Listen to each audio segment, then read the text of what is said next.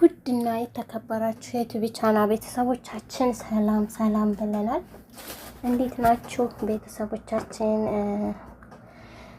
ሁላችሁም ሰላም ናችሁ ብለን እናምናለን።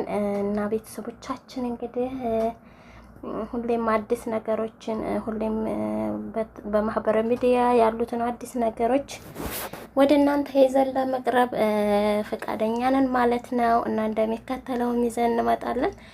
ያኔ ባጭሩ ቆረጥ በማድረግ ዋና ሀሳቦችን ለእናንተ ለማድረስ ነው ማለት ነው።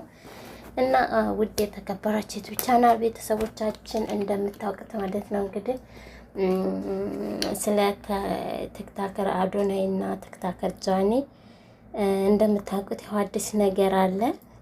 እሱ ምንድነው ተለያይተናል የሚለው ነው ማለት ነው ጋይስ። እና ከመለያየታቸው አልፎ ግን በብዙዎች ዘንድ እየተአሰበና እየተጠረጠረ ያለው ውሸታቸውን ነው፣ አውቀው ነው እንጂ ቀለበት ሊያስሩ ዱባይ ናቸው የሚል መረጃ አለው ማለት ነው። በእርግጥ ዛሬ አዶናይ በዱባይ ገብቷል ዛሬ ማለት ነው ቤተሰቦቼ። እና እንዳያችሁት ሊሆን ይችላል ቲክታክ ላይ አዶናይ ዛሬ ዱባይ ትልቅ አቀባበል ሲደረግለት አይተናል። ነገር ግን ጃኒን አላየንም ማለት ነው። እንግዲህ ጃኒ ያልታየችበት ምክንያት ምን እንደሆነ አናውቅም። ቤተሰቦቻችን ሳትሄድ ቀርታ ነው ወይስ ከካሜራ ጀርባ ትሆናለች ወይም በረራ ለብቻዋ ይሆን ወይ የሚለውን እንግዲህ እኛ ምንም የምናውቀው ነገር የለም። ነገር ግን ሀሳብ አስተያየታችሁን ለማስቀመጥ ያህል ከካሜራ ጀርባ ትሆናለች ብለን እናምናለን ማለት ነው እኛ።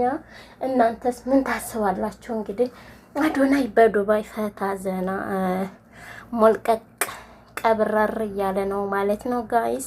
እና እናንተስ ምን ትላላችሁ? እውነት ግን አብራት ካልሄደ ይዛት ካልሄደ ዱባይ እና እንደተባለው የቀለበት ፕሮግራም ሊያደርጉ ነው እየተባለ ከተወራ በጣም ቆይቷል።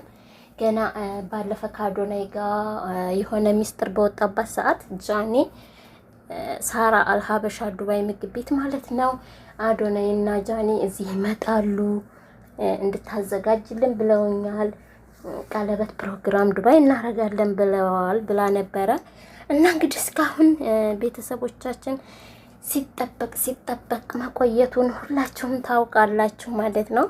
እና ዛነገና ሰሞኑን እንግዲህ አዶናይ ሰሞኑን ዱባይ ላይ በሚኖረው ቆይታ እውነት የቀለበት ፕሮግራም ይካሄዳሉ የሚለውን አብረን እናያለን። ካልሆነ ግን እውነትም እናዝናለን። ከጃኒ ጋር ተለያይተዋል ማለት ነው። እና ምን ትላላችሁ ጋይስ? እንግዲህ እንደምታዩት የጃኒና የአዶናይ ደጋፊዎችም እያለቀሱ እየታመሙ ያሉበት ደረጃ ነው ያሉት። እና እንጃ ብቻ ፕራንክ ነው ወይም ሰርፕራይዝ ነው የሚሉ ከሆነ በጣም እናዝናለን።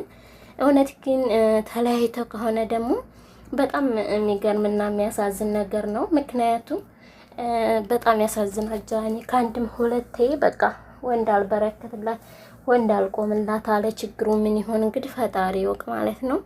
እና በጣም ከባድ ነው። ሰው ለምዶ ሰውን መለየት በጣም ይከብዳል። በተለይ ደግሞ አቀራረብ ይወስነዋል። አዶናይ በጣም እንደ ቤተሰብ እንደ ፍቅረኛ እንደ ሁሉ ነገር አድርጎ ነው እያቀረባትና እያነገሳት የነበረው ማለት ነው። እና ይሄንን ድንገት ተቋረጠ ወይም ግንኙነታቸው ተቋርጧል ማለት በጣም ከባድ ነገር ነው ለጃኒ የሚሆነው ብዬ አስባለሁኝ። እንግዲህ ፈጣሪ ልቦናዋን ሰፋ ያርግላት እግዚአብሔር አምላክ። ሌላ ምንም ማለት አይቻልም። እና በፍቅር ቢኖሩ ደስ ይለናል። ካልሆነም ደግሞ የምትረሳበትን የምታጽናናበትን ህይወት ፈጣሪ ደግሞ ይስጣት ለጃንዬ ማለት ነው ቤተሰቦቼ። እና እናንተም ሀሳብ አስተያየታችሁን ስጡ። አዲስ ነገር ካለ እንደዚሁ ባጭሩ ይዤላችሁ ቀርባለሁ ማለት ነው ቤተሰቦቼ። አብራችሁ ስለነበራችሁ አመሰግናለሁ። መልካም ቆይታ